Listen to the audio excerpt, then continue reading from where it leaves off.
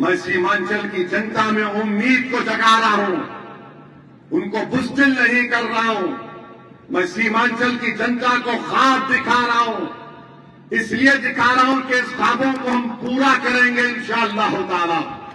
और हम यहां पर जीतेंगे तो सिर्फ ठाकुरगंज, बहादुरगंज, कोचा दामन, भैंसी, अमूर, जोकीहाट या अररिया जीत के लिए नहीं, पूरा गेम बदल देंगे इंशाअल्लाह ताला। पूरा खेल बदलेगा, पूरा खेल बदलेगा।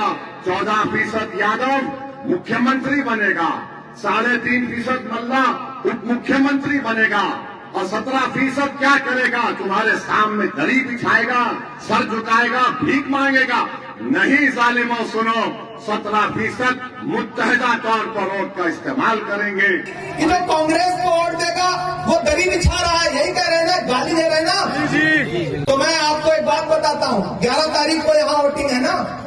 इसी 11 तारीख को जहाँ से वो आए हैं, हैदराबाद, तेलंगाना, घर से 1 किलोमीटर की दूरी पर एक विधानसभा है, जुबली हिल्स। एक सीट पर 11 तारीख को वहां भी वोटिंग है। वहां से कांग्रेस का कैंडिडेट है नवीन यादव। उसके लिए यही मोहतरम घर घर जाकर के वोट मांग रहे हैं। मतलब तुम वहां कांग्रेस के लिए वोट मांगो तो तुम बहुत बड़े हिकमती और बहुत बड़े सियासती, और बहादुरगंज के लोग कांग्रेस को वोट देते तो फिरौन। भैया, ऐसी सियासत तो सीमांचल में नहीं चलेगी। आप दरी बिछाओ हुकूमत की, चूंकि कांग्रेस की हुकूमत है तो आप बहुत बड़े हिकमत वाले आदमी। और बहादुरगंज के प्रोफेसर मुसव्विर आलम साहब, डॉक्टर जावेद साहब, अंजार भाई, महागठबंधन की सरकार बनाने के लिए एक एक वोट को एकजुट करें, तो ये दरी बिछाने वाले लोग हो गए।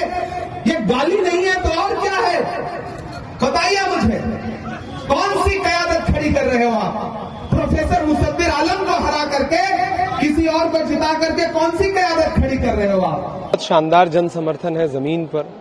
महागठबंधन के प्रत्याशियों के लिए बहुत अपार जनसमूह आ रहा। जनता बदलाव चाहती है और मुझे पूरा भरोसा है कि आने वाले 14 नवंबर को बिहार में महागठबंधन की सरकार बनेगी और तेजस्वी यादव उस गठबंधन के मुख्यमंत्री होंगे। सिर्फ देखा है, किया कुछ नहीं है बिहार के लिए।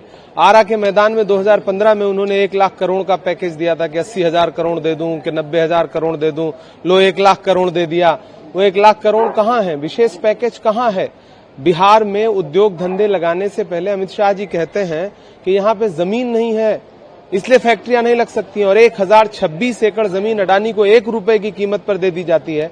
इससे ज्यादा बिहार का अपमान क्या हो सकता है? बिहार के युवा पलायन के लिए मजबूर हैं, और ऐसे में महागठबंधन ये कह रहा है कि सरकार बनाइए, हम हर परिवार से एक व्यक्ति को नौकरी देंगे, हम महिलाओं को 30,000 रुपए देंगे, हम 25 लाख रुपए का इलाज फ्री करेंगे, हम 200 यूनिट बिजली फ्री देंगे। हम मुद्दों पर चुनाव लड़ रहे हैं और प्रधानमंत्री जी बस करीब से देख, 11 साल से सिर्फ करीब से देख रहे हैं, काम क्यों नहीं कर रहे हैं बिहार के लिए? सारी एजेंसियां उनके पास हैं, गोलियां चल रही हैं पूरे बिहार में, प्रशासन बिल्कुल मूक दर्शक बना हुआ है और उल्टा चोर कोतवाल को डांटे। ये प्रधानमंत्री की भाषा है, कनपट्टी पे कट्टा रख देना, ये प्रधानमंत्री की भाषा है। तो क्या नीतीश जी जब तक कनपट्टी पे नहीं रखेंगे तब तक आप उनको मुख्यमंत्री का चेहरा नहीं घोषित करोगे क्या?